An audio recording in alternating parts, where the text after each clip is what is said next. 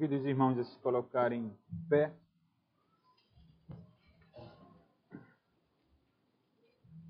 E vamos ler o Evangelho de João, os versos seguintes aos versos lidos pelo presbítero Célio. Evangelho de João, capítulo 18. Vou ler os versos que nós vamos considerar agora à noite com a graça do Senhor. Vou ler do verso 38, parte B, até o verso 5 do capítulo 19. João, capítulo 18, do verso 38, parte B, até o verso 5 do capítulo 19. Diz assim a palavra inspirada do Senhor. Tendo dito isto, voltou aos judeus e lhes disse: Eu não acho nele crime algum. É costume entre vós que eu vos solte alguém por ocasião da Páscoa. Quereis, pois, que vos solte o rei dos judeus? Então gritaram todos novamente: Não este, mas Barrabás. Ora, Barrabás era salteador. Então, por isso, Pilatos tomou a Jesus e mandou açoitá-lo. Os soldados, tendo tecido uma coroa de espinhos, puseram-lhe na cabeça e vestiram-no com um manto de púrpura. Chegavam-se a ele e diziam: Salve, rei dos judeus! E davam-lhe bofetadas. Outra vez saiu Pilatos e lhes disse: Eis que eu vou-lo apresento, para que saibais que eu não acho nele crime algum. Saiu, pois, Jesus trazendo a coroa de espinhos e o manto de púrpura. Disse-lhes Pilatos: Eis o homem. Vamos orar, irmão. Senhor nosso Deus, expressamos, Senhor, a Ti a nossa gratidão, que estamos mais uma vez, Senhor, por causa da Tua graça, na Tua presença, na comunhão dos santos, de forma pública agora, Senhor, em obediência ao Teu mandato, observando o dia do Senhor. E por isso estamos alegres, Senhor. Somos gratos porque Tu tens derramado sobre nós, Senhor, toda sorte de bênçãos espirituais nas regiões celestes em Cristo Jesus, Senhor. Tu tens sido, Pai, gracioso para conosco, Tu tens dia após dia, manhã após manhã, derramado sobre nós graça sobre graça, Senhor. E é a causa de nós não sermos consumidos. O Senhor tem nos trazido ao Teu povo e tem nos apresentado, Senhor, a Tua palavra inspirada pelo Teu Espírito, preservada por Ele, de tal modo que as trevas, Senhor, são dissipadas da nossa vida. As nossas compreensões, Senhor, limitadas, têm sido iluminadas pelo poder do Teu Espírito. E temos sido, assim, alimentados pelo Senhor, que inspirou a Tua palavra, que a tem preservado, que na Tua providência nos tem colocado, Senhor, num contexto onde podemos, Senhor, para a glória do Teu nome, ler a Tua palavra, Senhor, expor a Tua palavra. E nesse momento, Senhor, de tão grande alegria, Senhor, que externamos a Ti, reconhecemos ao mesmo tempo as nossas mazelas, as nossas iniquidades, os nossos pecados, Senhor. E assim te suplicamos mais uma vez, perdão por nossas iniquidades. Temos a certeza, Senhor, de que Tu és galardoador daqueles que Te buscam. Nós temos a plena convicção, Senhor, de que aqueles que se achegam a Ti, jamais o Senhor lançará fora. Porque o Senhor nos vê por meio dos méritos de Cristo, Teu Filho unigênito, nosso amado e suficiente Salvador. Louvamos o Teu nome, Senhor. Louvamos a pessoa de Cristo. Louvamos o Espírito Santo que habita no nosso coração.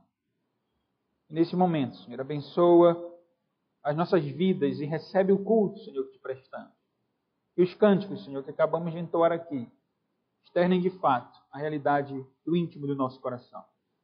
E nesse momento, Senhor, de pregação da Tua palavra, eu peço que o Senhor abençoe a Tua igreja. Que os seus ouvidos, Senhor, que as suas mentes estejam atentos para o que o Senhor nos ensina na Tua palavra. A mim, Senhor, da graça, da sabedoria, discernimento, coragem, Senhor. Dependência do Teu Espírito para pregar a Tua palavra como o Senhor ordena, como o Senhor requer. Embora eu seja insuficiente, Senhor, para isso. Que o Teu nome seja glorificado, que a Tua igreja seja confortada, Senhor, por meio desses versículos aqui inspirados pelo Teu Espírito. E salva, Senhor, os perdidos. Salva, Senhor, aqueles que ainda não se confiaram a Cristo, que ainda estão divididos entre o mundo e as verdades que têm ouvido. Que o Senhor possa lançar luz esta noite, os corações que se encontram em trevas.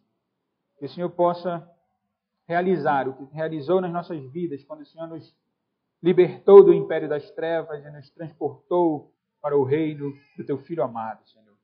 Se conosco. Abençoa todos aqui presentes, aqueles que não puderam estar conosco, por algum motivo, que o Senhor também os abençoe. Em nome de Cristo nós choramos. Amém. Irmãos e as irmãs podem sentar.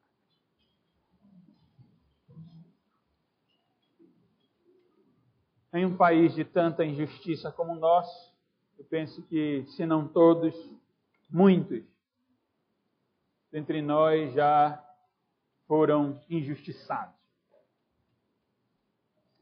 Em casa, talvez, no emprego, na vizinhança. Fomos, talvez, injustiçados por algum plano de saúde que não cumpriu com o seu dever.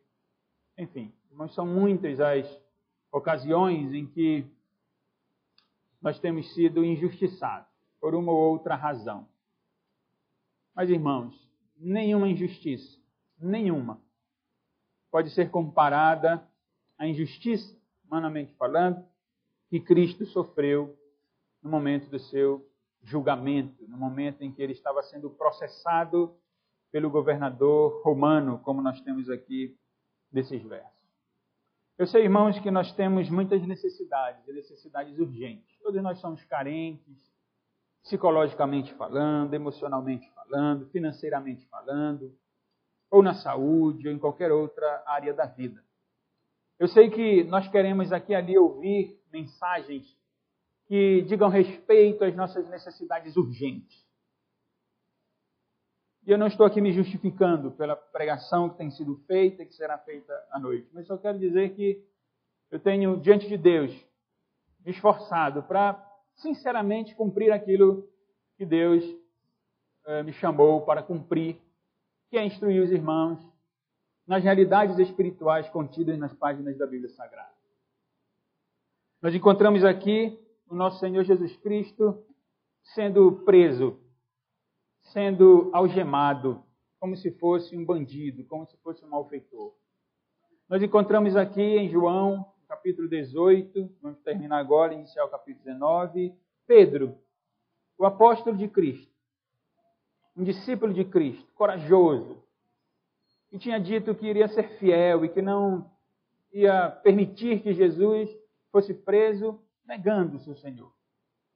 Nós encontramos aqui um sinédrio, o Supremo Concílio da religião judaica, que tinha a responsabilidade de conduzir o povo à verdadeira religião, porque aprove a Deus na história se revelar a esse povo. E havia chamado esses homens como líderes da religião judaica para instruir o povo, para apontar para o Messias. E Deus, na sua infinita sabedoria, fez com que Cristo chegasse ao mundo neste contexto. No contexto em que Israel está sob o domínio do Império Romano. E eu dizia, o Sinédrio, líder judaico, também humilha o Cristo e prende o Cristo. E o conduz a Pilatos, o governador romano, uma autoridade no que diz respeito ao seu papel igual às autoridades religiosas, eclesiásticas aqui. Porque ele é um governador romano. E como governador romano, ele tem toda a autoridade, diante do contexto político, de anular a decisão do Sinédrio. Mas Cristo vai a Pilatos e também é julgado de forma injusta e de forma equivocada no que diz respeito à responsabilidade dele. Nós vamos estar vendo isso aqui novamente. O que João nos está trazendo, irmãos, é o processo de julgamento do nosso Senhor e Salvador Jesus Cristo. A hora da condenação do nosso Senhor está prestes a acontecer. Ele será crucificado.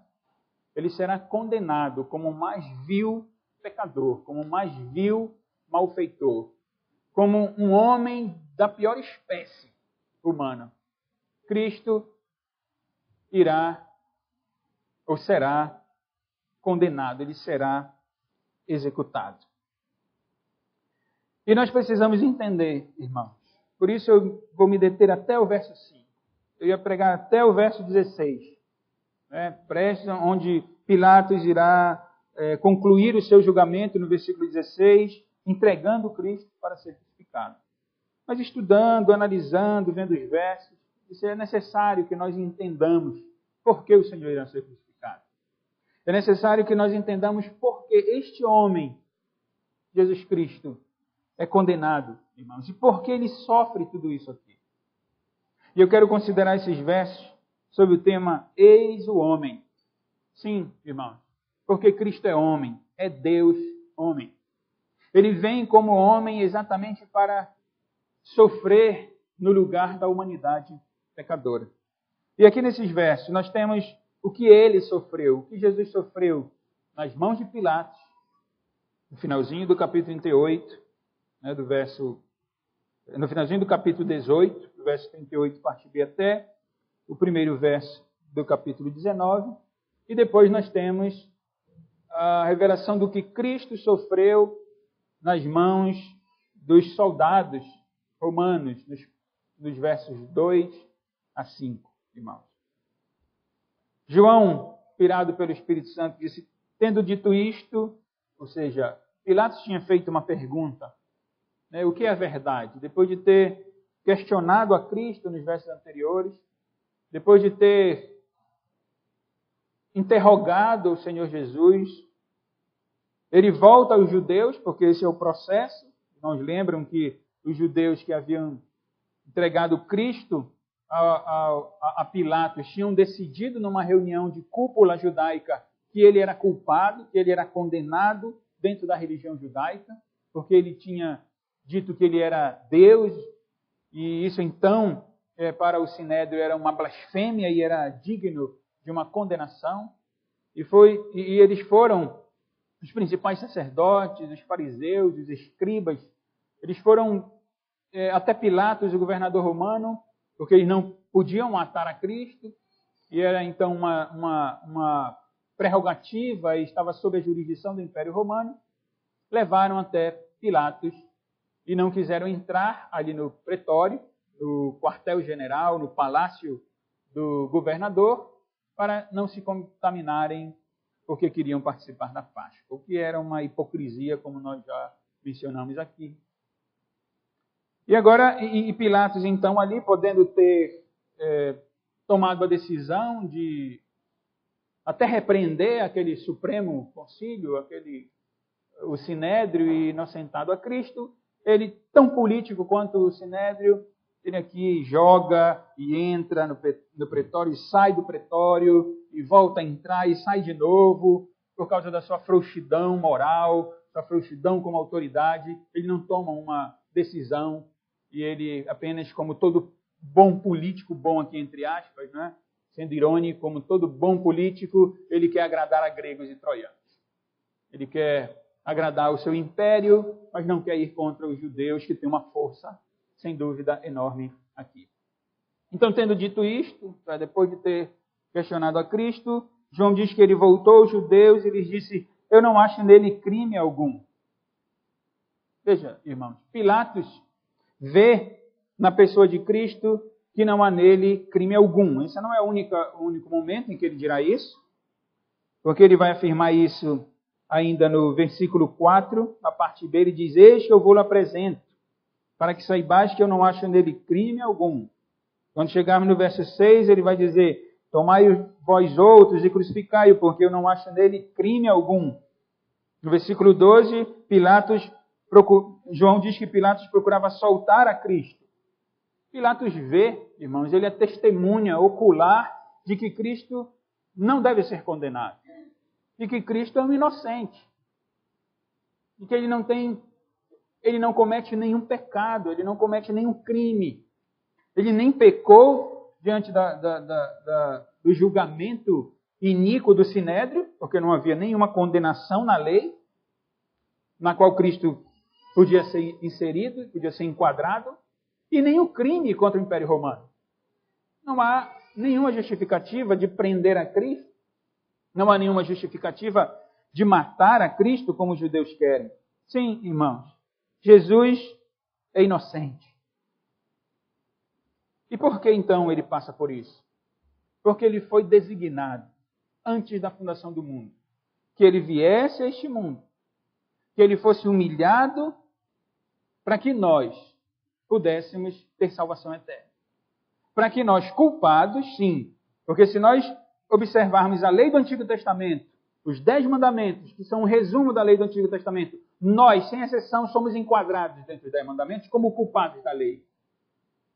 Não para o Império Romano, porque não estamos sob o Império Romano. Mas se nós olharmos para as autoridades que Deus constituiu sobre nós no país, nós também pecamos contra a autoridade do nosso país. E, portanto, nós somos dignos, tanto de condenação, de prisão, como de morte eterna. Porque pecamos contra Deus. E pecamos contra aqueles que Deus colocou sobre nós. Mas eu dizia, Cristo é enviado ao mundo, irmãos, para morrer em nosso lugar. Hebreus capítulo 7, verso 26, nos explica por que Cristo está passando por isso.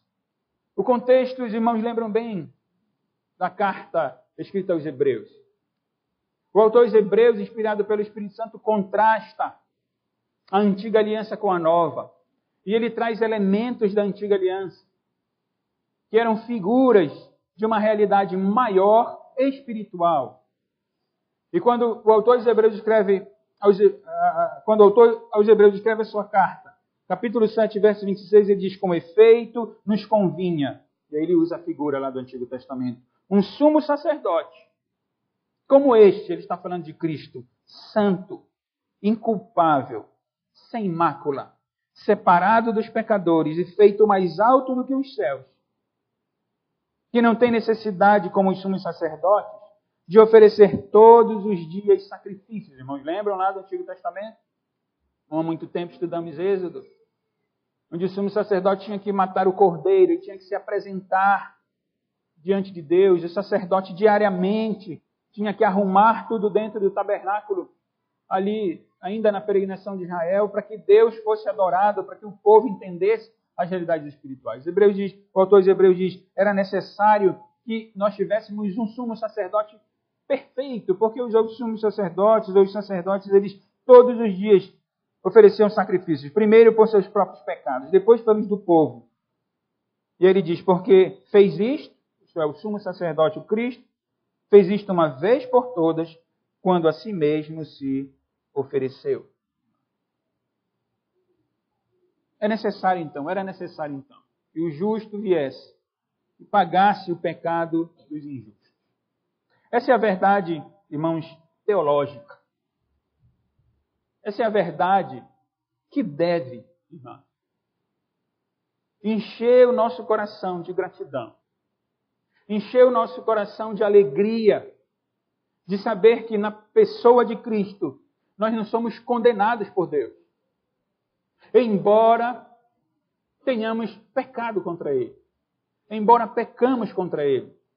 É isso que tem que encher o nosso coração de alegria. Porque essa é uma verdade teológica revelada a nós, nas páginas da Bíblia Sagrada. Embora, irmãos, ainda que não isente o governador Pilatos, porque ele é responsável aqui. Porque eu fiz a introdução do jeito que eu fiz. Eu podia pegar a figura de Pilatos, irmão, e aplicar ao contexto político no qual nós estamos vivendo. Onde homens, ou já exercendo autoridade, ou outros, ou outras que querem exercer autoridade, ficam no nhenhenhen do discurso político, sem aplicar aquilo que deve ser considerado como justo, à luz da justiça que Deus mesmo tem revelado nas páginas da Bíblia Sagrada. Mas não é disso que o texto fala. Pilatos é responsável, sem dúvida nenhuma, irmãos. Jesus não cometeu nenhum crime. E como ele não cometeu nenhum crime, ele tem que ser solto. Eu estou falando da responsabilidade de Pilatos. A verdade teológica é que o Cristo tem que morrer para nos salvar. Eu dizia, isso não isenta a responsabilidade deste político aqui, deste homem, deste governador. Eu não achei nele crime algum. E ele vai diante do povo, dos judeus, é costume entre vós, que eu vos solte alguém por ocasião da Páscoa. Quereis, pois, que eu vos solte o rei dos judeus? Os judeus tinham inventado ali, durante a sua história, nessa comemoração da Páscoa, algo insano, algo perverso, dentro desse contexto do Império Romano, durante a festa da Páscoa, que o governo soltasse algum preso para a diversão do povo. Para que o povo então risse, para que o povo então se alegrasse ali. Alguns dizem que Barrabás talvez fosse filho de um rabino. Bar é filho em hebraico.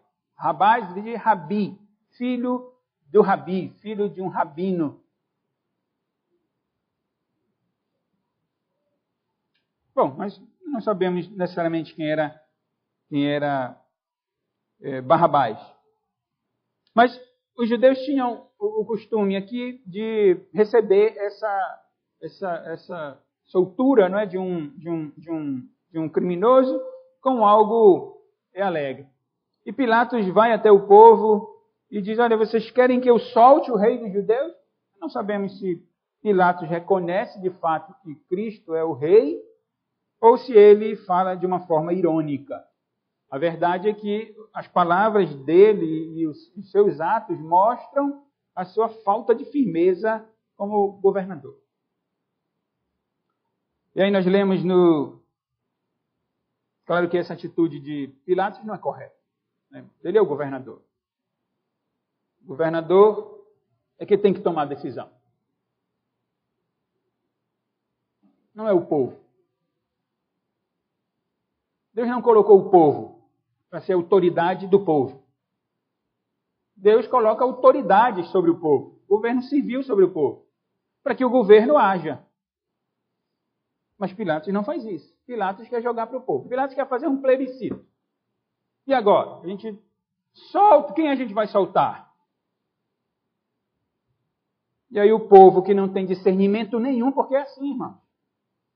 Não adianta. A ideia de colocar o povo como quem vai tomar as decisões mais importantes,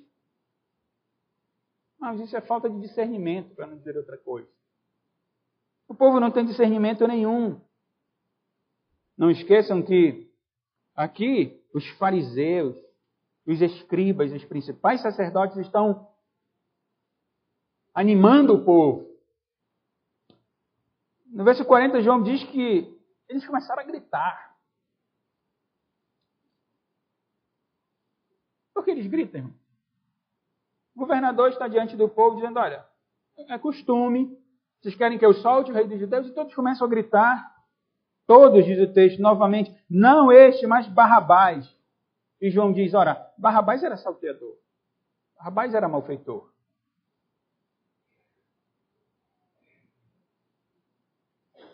O evangelista Lucas, no capítulo 23, no texto paralelo, ele diz que Barrabás tinha sido preso, porque acusado não, ele tinha sido preso porque ele realizava revolta ali no meio do povo. Ele era rebelde, ele defendia a rebelião. E ele era um homicida, ele tinha cometido um crime, de fato. Eu sei que, infelizmente, a nossa época, irmãos, não consegue perceber o tamanho do pecado de Barrabás, porque nós, filhos da nossa era, nós achamos que a rebelião é a coisa mais normal do mundo. Nós não vemos nenhum problema em todo mundo se levantar contra uma autoridade. Pelo contrário, alguns mesmo cristãos e ditos reformados acabam se deixando influenciar por homens que sempre querem manipular o povo, como os fariseus fazem aqui. E é isso que está ocorrendo.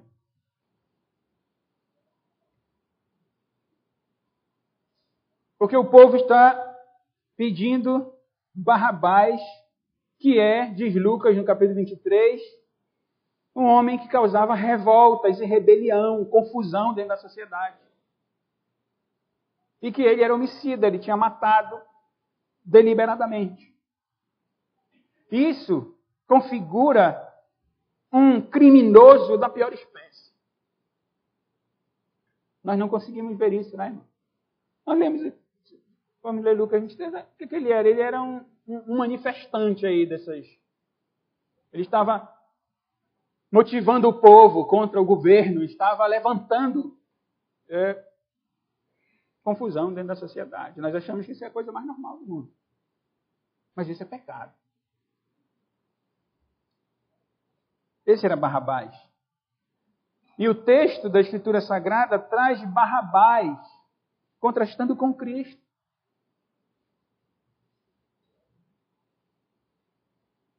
Um rebelde, assassino com o santo, com o justo, com o perfeito, com o inocente. Inocência, justiça, pureza, santidade, atestada pelos olhos dos apóstolos que conviveram com ele. Atestadas, sim, pelo Sinédrio, que acompanhava Jesus durante seu ministério terreno, que via Cristo cuidando do enfermo, que via Cristo perdoando uma prostituta, uma adúltera, que via homens famintos sendo saciados pelo Cristo, o pão vivo que desceu do céu. Atestado pelos olhos do governador romano, Pilatos. Irmãos, há mais do que provas de que Cristo é inocente. E Barrabás é culpado. Mas o povo, irmãos, escolhe Barrabás. E aí nós lemos, irmãos, que Pilatos, no verso 1, por isso, porque o povo estava gritando, por isso Pilatos tomou a Jesus. Ora, o que é que tem a ver uma coisa com a outra, não é? Nós sabemos, porque Pilatos, desculpe a falta de vocabulário, mas é frouxo ele. É isso que ele é.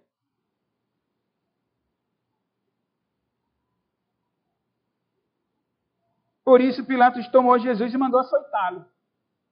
Não pensem que Pilatos quer condenar a Jesus. Eu li outros versos, ele não quer condenar a Jesus, ele quer soltar Jesus. Talvez ele tenha conduzido a Jesus para que Jesus fosse açoitado para tentar amenizar o problema, a confusão do povo. E uma vez mandando açoitar a Cristo, ora, vai ver que o povo muda de ideia, não é? Sabe que O que Pilatos faz aqui, irmãos? Ele manda dar uma surra em Jesus. Existe o termo surrar. O açoite aqui era realizado pelos soldados romanos com cordas que eram amarradas e nas pontas das cordas havia pedaços de metal ou pedaços de osso. E Jesus, então, Pilatos ordena que Cristo seja surrado, açoitado, agredido pelos soldados romanos, irmãos, que, também não diferente de Pilatos, acabam realizando o mandato do seu governador, do seu patrão. Né? E João diz que os soldados, tendo tecido uma coroa de espinhos, puseram-lhe na cabeça e vestiram-no com um manto de púrpura. Chegavam-se a ele e diziam: "Salve, rei dos judeus!" E davam-lhe bofetadas. Ora, irmãos, o que é feito é uma coroa de espinhos. É uma coroa, é verdade. Né? Ele é o nosso rei. Mas é de espinhos. E perfuravam a cabeça do nosso Senhor Jesus Cristo.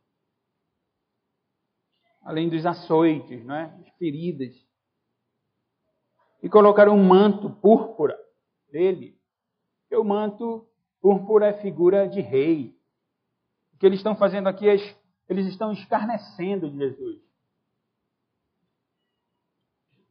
Mateus e Marcos trazem algo mais, algumas informações No capítulo 27 de Mateus, verso 27, nós lemos que logo a seguir os soldados do governador, levando Jesus para o pretório, reuniram em torno deles toda a corte. Não era só os soldados, não eram só aqueles homens ali, mas havia muita gente. Despojando-os das vestes, tiraram as vestes de Cristo. Cobriram-no com um manto escarlate, não é o que João nos diz. Tecendo uma coroa de espinhos, puseram na cabeça e na mão direita um caniço, irmãos. E ajoelhando-se diante dele, Marcos diz que eles adoravam a Jesus. O escarneciam, dizendo, salve, rei dos judeus. E cuspindo nele. Se não bastasse a coroa de espinhos, os açoites, cuspiram nele, tomaram um caniço e davam-lhe com ele na cabeça. Depois de o terem escarnecido, despiram-lhe o manto e vestiram com as suas próprias vestes. Irmãos, Cristo sofre aqui. Eu disse para os irmãos, se eu passasse por esses versos, não ia ter sentido nenhum a nossa vida cristã hoje. A nossa liberdade em Cristo que nós temos. O direito que nós temos à vida eterna. Jesus está algemado. Tentem ver a cena, ver a imagem. Jesus está algemado. Jesus está ferido. Jesus é humilhado. E isso em cumprimento das profecias do Antigo Testamento. Sim, porque o Senhor revelou isso ao profeta Isaías. Capítulo 52, verso 14. Como pasmaram muitos à vista dele, pois o seu aspecto estava muito desfigurado, mais do que o de outro qualquer, e a sua aparência mais do que a dos outros filhos dos homens. No capítulo 53, quando o profeta diz quem creu em nossa pregação e a quem foi revelado o braço do Senhor, ele está falando da força do Senhor. Ele está falando do governo do nosso Senhor, do reino do nosso Senhor, que nos versículos anteriores, e vimos domingo passado, Jesus disse, não é deste mundo, não é. É o braço do Senhor que está conduzindo tudo isso. Porque foi subindo como renovo perante ele, como raiz de uma terra seca. E aí o profeta Isaías, o Senhor revela ao profeta Isaías, o Cristo que nós estamos considerando aqui em João capítulo 18. Não tinha aparência nem formosura, irmão.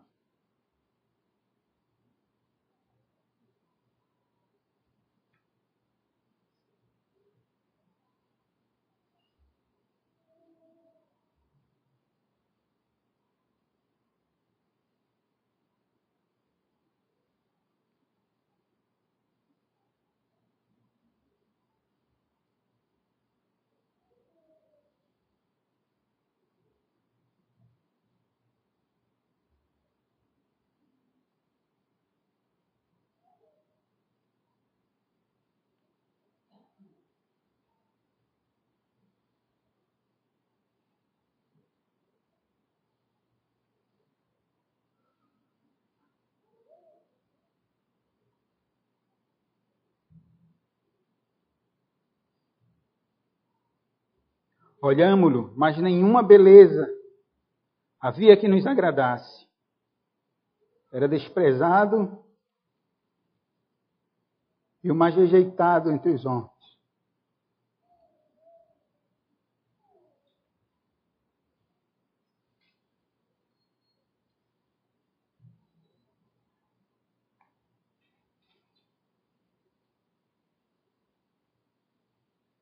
Homens de dores e que sabe o que é padecer.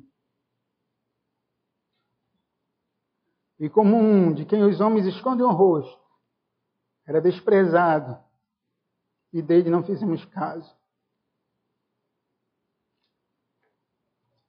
E o profeta diz, certamente, ele tomou sobre si as nossas enfermidades e as nossas dores levou sobre si. E nós o reputávamos por aflito, ferido de Deus e oprimido. Mas ele foi traspassado pelas nossas transgressões e moído pelas nossas iniquidades. O castigo que nos traz a paz estava sobre ele, e pelas suas pisaduras, isto é, pelos seus golpes, pelas feridas que fizeram em Cristo, irmãos, fomos sarados. Por isso nós louvamos ao nosso Deus. Nós engrandecemos o nosso Senhor Jesus Cristo. Só um crente verdadeiro consegue ver no sofrimento de Cristo o seu valor, o valor que Cristo nos dá. Que ler a história de Cristo, eu me emociono não é porque eu estou com pena de Cristo, não, porque Cristo não é digno de pena. Me emociono porque nós, de fato, irmãos, nós não conseguimos, por nós mesmos, compreender a profundidade dessas verdades. Porque estamos muito mais entretidos. Gastamos muito mais tempo com qualquer outra coisa ilusória. Mais do que com isso aqui.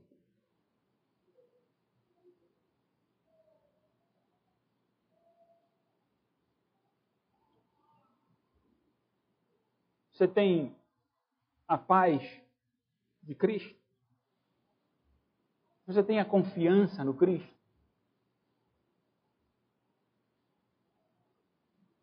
Você compreende a salvação eterna que Cristo lhe conferiu? Foi por causa disso. Por causa da sua morte. Por causa da sua humilhação. Por causa das feridas que foram criadas no corpo do nosso Senhor Jesus. As suas costas dilaceradas. A sua cabeça sofrendo, irmãos, a perfuração do espinho, que é consequência do pecado, porque lá em Gênesis nós lemos que os espinhos, os abrolhos são consequência dos pecados de Adão. E o espinho que aparece em Gênesis é o espinho que é colocado na cabeça do Cristo agora. Porque se Adão não tivesse pecado, não haveria espinhos. E louvado seja o nosso Deus por isso. Louvado seja o nosso Senhor e Salvador Jesus Cristo. Você entende, passando para as lições aqui já, você entende o que Jesus fez por você?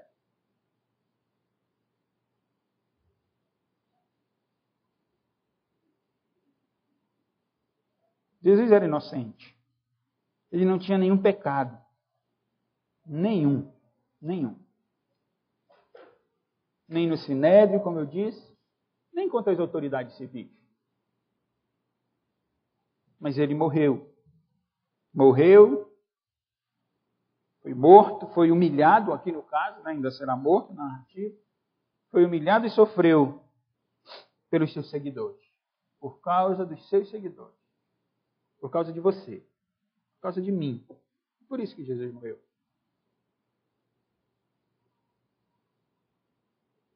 Você é um seguidor de Jesus? Eu estendo aqueles que ainda não se confiaram a Cristo. Siga Cristo. Siga Jesus. O Senhor Jesus disse no capítulo 8, no verso 12, eu sou a luz do mundo. Quem me segue não andará nas trevas, pelo contrário, terá a luz da vida. Por isso que Jesus experimenta, ele começa a experimentar aqui, irmão, as trevas espirituais. Ele já vinha enfrentando, não é? Quando ele foi ao Getsemane, ou antes, quando orou. Às vezes, quando ele foi ao Getsemane, ele suou, não João nos traz, mas outro evangelista nos diz que ele, Lucas, que era médico, né? Doutor Lucas, diz que ele suava gotas de sangue. E ele está aqui, então, a luz da vida, a luz do mundo, que lança a luz sobre as trevas espirituais humanas, sobre as trevas espirituais do meu coração e do seu coração. Ele experimenta as trevas, ele começa, ou ele continua, não é? Vivenciando as trevas medonhas, espessas que Deus Pai está trazendo sobre ele. para que ele pague o preço do pecado de Adão, para que ele pague o preço dos nossos pecados. Então siga Cristo. Quem segue a Cristo recebe a luz da vida. E mais uma pergunta para nós concluirmos. Quem é o seu rei? Quem é o seu rei? Jesus é o nosso rei. Não é um rei com coroa de ouro. É um rei com coroa de espinhos. Não é um rei vencedor, humanamente falando. Porque os vencedores, nesse contexto romano, recebiam coroas de lauréis, como figura da sua glória, como figura da sua vitória. Era uma honra. Talvez mais próximo de nós seria uma medalha, né, de ouro, no contexto das Olimpíadas, ou um troféu de ouro. Mas o nosso rei, preste atenção nisso, anote isso aí, risque aí na sua Bíblia. O nosso rei, o nosso presidente, o nosso governador, ele tem coroa de espinhos. Eu comecei o sermão dizendo, por causa da injustiça do nosso país, se não a maioria, muitos de nós tenham vivenciado a injustiça. Por quê, irmãos?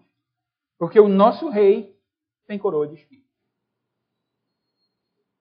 A glória dele, o governo dele, não vai, irmão. E eu nem lamento, não. O governo dele não vai ser implementado nos próximos 4 anos. Tenha certeza disso. Não será implementado. Eu estou falando no contexto político, né? Jesus pode voltar amanhã. Se ele voltar, amém. Ora vem, Senhor Jesus. É a oração do crente. E aí, quando ele retornar em glória, aí sim. Aí os filhos do diabo. Aí os homens, os seres humanos corruptos, eles serão dissipados. Eles serão lançados no tormento eterno. E então os súditos do reino de Cristo estarão vivendo para sempre na presença do Senhor. Com alegria, com justiça plena. Não haverá espaço mais para discussões carnais. Não haverá mais. Porque todos estarão diante do Cordeiro.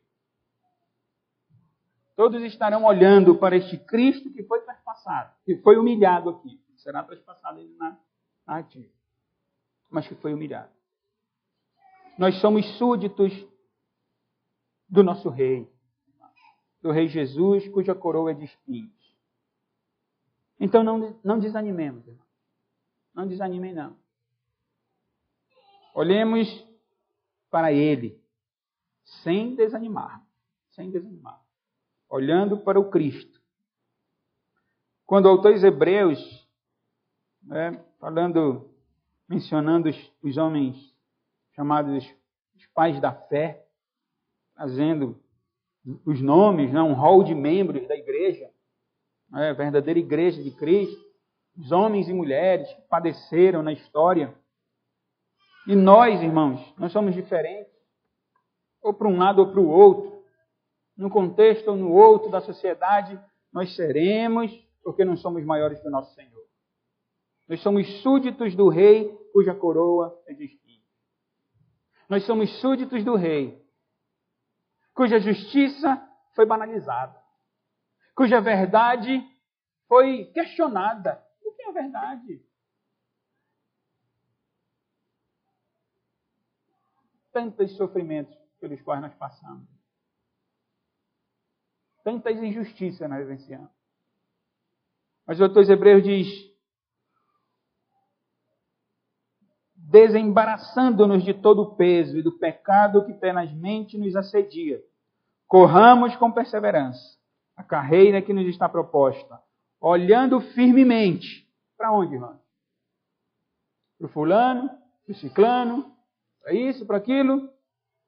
Olhando firmemente para o autor e consumador da fé, Jesus, o qual, continua o autor dos Hebreus, em troca da alegria que lhe estava proposta, suportou a cruz, Não fazendo caso da ignomínia, isto é, não fazendo caso da humilhação que ele passou aqui. Jesus não fez caso disso, irmão.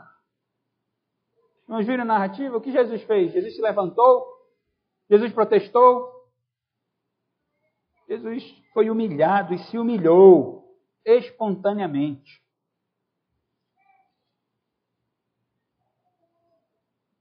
Olhando firmemente para o autor e consumador da fé, Jesus, o qual, em troca da alegria que lhe estava proposta, suportou a cruz, não fazendo caso da ignomínia, e está assentado à destra do trono de Deus. Ele é Rei dos reis, ele é Senhor dos senhores. É um rei cuja coroa é de espinhos. Considerai, pois, diz o autor aos Hebreus, atentamente. Considerem. Atentem. Considerai, pois, atentamente aquele que suportou tamanha oposição dos pecadores contra si mesmo.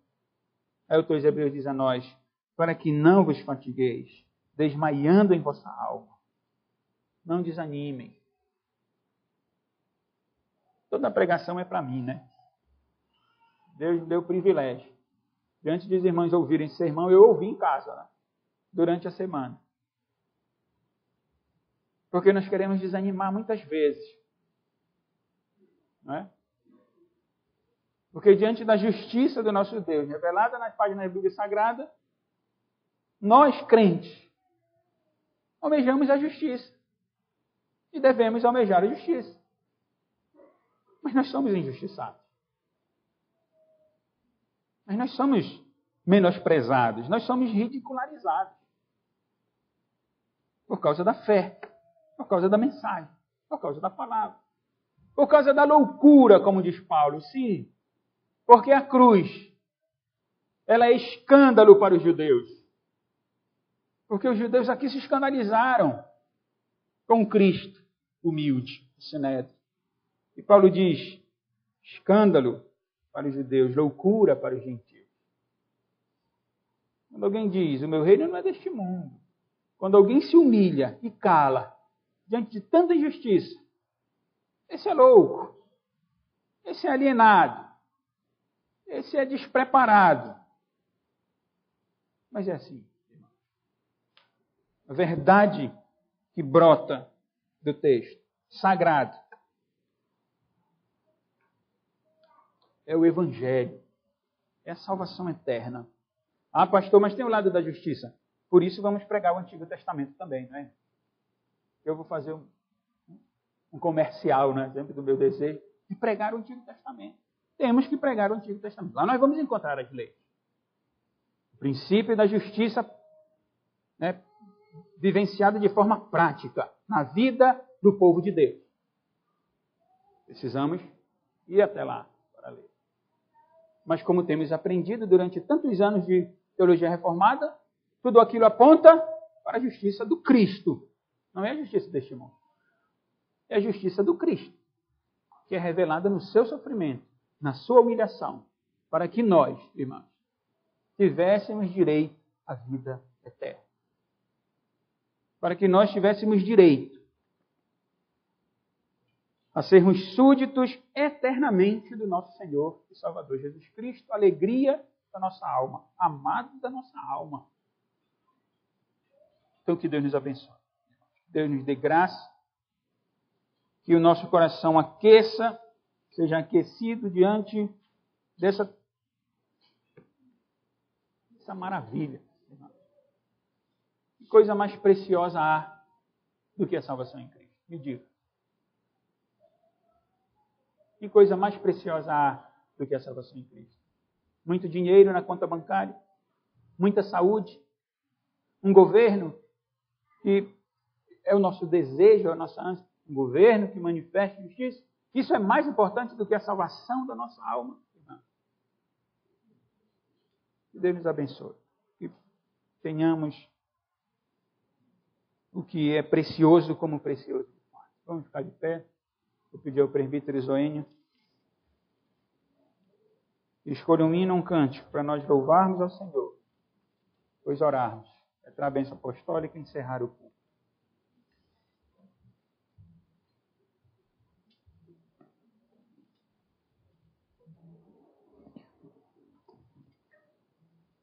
Livro de Cânticos, número 350.